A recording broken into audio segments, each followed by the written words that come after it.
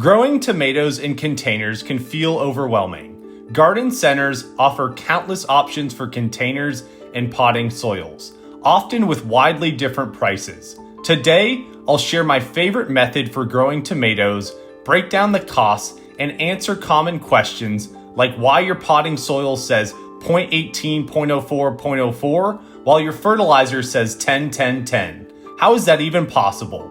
So let's get started on the path to a successful container tomato plant. The path begins by choosing the right container for your tomato plants.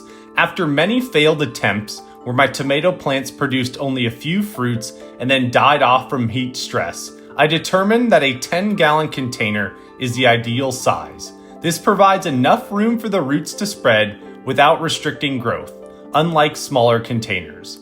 When it comes to container types, gardeners often debate which is best, but my current favorite is the grow bag. It's by far the cheapest option, and it makes moving the container easy whenever a storm comes. In fact, here's a clip of my garden bed getting destroyed during a recent hailstorm. On top of that, the fabric material offers excellent drainage, which helps prevent root rot and encourages a healthier root system. As we continue our journey, the next step is choosing the right soil. This is where a lot of the cost savings happen, so pay attention.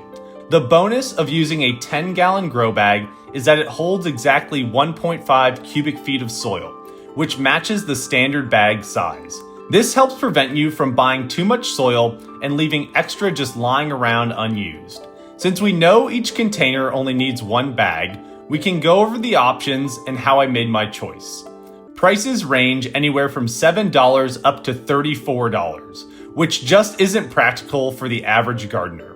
That's why I usually stick with the cheapest organic soil available. In my case, that's the Back to the Roots potting mix, which costs around $10. The great thing is your soil will continue to improve each year, so don't worry. The reason you choose a potting mix is because it comes pre-fertilized. Now you're probably wondering, why does my potting mix say 0.18, 0.04, 0.04, while my fertilizer says 10, 10, 10? Does that mean the fertilizer is way stronger? Yes, it's about 100 times more concentrated. But when you dilute a 10-10 fertilizer at the common rate of 1 tablespoon per gallon of water, the ratio drops to roughly 0.04, 0.04, 0.04. So in theory, your soil already has plenty of fertilizer to get started. But let me show you what I add to my containers to guarantee a successful tomato harvest. Right now, my soil is fertilized at 0.18, 0.04, 0.04. That level is fine for most vegetable plants, especially leafy greens, since they are heavy consumers of nitrogen. However, tomatoes need a higher amount of phosphorus to stimulate fruiting, as well as plenty of calcium to prevent blossom end rot, a common issue in container-grown tomatoes caused by nutrients washing out. That's why I like to add a scoop of bone meal and mix it into each container before planting my seedlings. Bone meal is rich in both phosphorus and calcium, making it the perfect fertilizer for tomatoes. Now, we can take a break from our journey and simply enjoy the process of planting the tomato seedlings. Normally, I would bury my tomato plants deeply to encourage a stronger root system. But since this is my second planting, I have a shorter growing window. Planting them too deep could delay fruiting and might even result in no harvest at all. This is also a great time to water your seedlings, so the roots can begin expanding in the container. Doesn't this tomato plant look happy? Now that the seedling is planted, we can continue our journey to support the tomato plant. I like to use a 6-foot stake and place it about 2 inches from the stem. This prevents future root disturbance and allows you to support your tomato plant as it grows to unforeseen heights. Before I go over the cost breakdown, there's one more step to cover: fertilizing after planting. The downside of containers is that nutrients in the soil can often wash out when watering. To combat this, I apply a liquid fertilizer every 2 weeks to provide continuous nutrition. I prefer a fish and kelp fertilizer with an NPK of 231, which also offers extra heat-resistant properties from the kelp. We finally made it to the end of our journey, the cost breakdown. To give some perspective, I want to compare the cost of growing at home to the price of an organic tomato you could buy at the grocery store.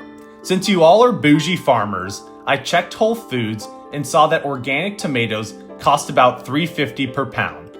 On the lower end, a celebrity tomato plant can produce about 10 pounds of tomatoes, which comes out to about $35 worth of tomatoes. Now, let's see how much I spent. The seedling was $187. A pack of 5 grow bags cost $20.56 after tax, which breaks down to $4.11 per bag. The soil was $10.79. The stake I used cost $4.47. I used about 65 cents worth of bone meal, and I applied a 1/4 cup of liquid fertilizer about 4 times during the growing season, which came out to $4.96, since I didn't buy it in bulk, which could have cut the price in half. And just for fun, let's add 5 cents for water. That brings the grand total to $26.90, compared to the $35 for store-bought tomatoes. That means you can actually save money by growing your tomatoes at home. So, are you going to start growing tomatoes yourself? Let me know in the comments below. And a special shout out to my first channel member, Will Jacobs. If you'd like to support the channel, consider becoming a member too.